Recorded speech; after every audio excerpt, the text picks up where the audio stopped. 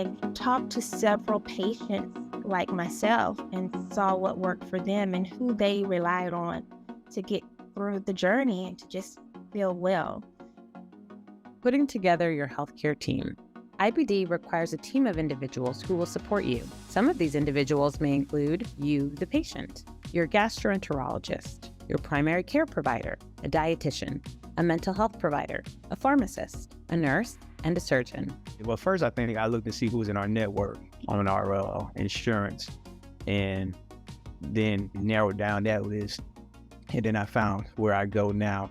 And that's how I found out about my current GI doctor and that organization.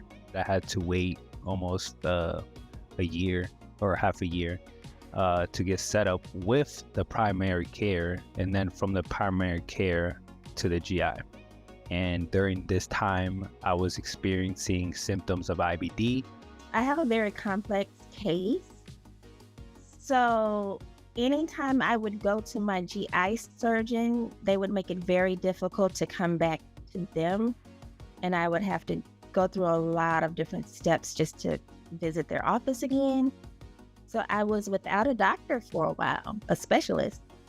And I was really kind of down about that because I had been with this doctor since my initial diagnosis at the age of 17.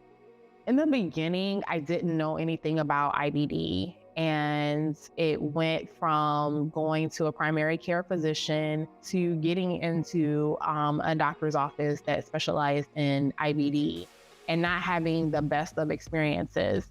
And so when I switched doctors, I felt like I had finally found a physician who was interested in hearing what I had to say and was partnering with me in terms of what I wanted my care to look like. I definitely think that you should talk to other people who have had a similar diagnosis.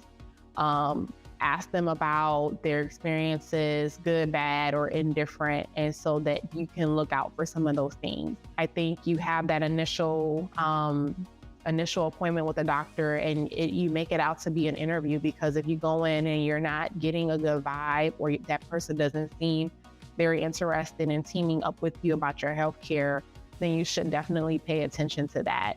I do recommend 100%. It'll save you a lot of heartache. If you don't feel like you're being seen or heard, get a second opinion or a third opinion if that. Even as far as word of mouth, who works well with other patients. If you're within a community of IBD patients, that can help. Before, like I never knew a person of color with Crohn's. And it's just, when you look at all the literature and things out there, there is nothing. And so now that we have developed Coachy, it's a great place where you can find resources, or you can find doctors. The community is there, so you can, that's an outlet for you as well. Together, you and your healthcare team will help you stay on top of your IBD.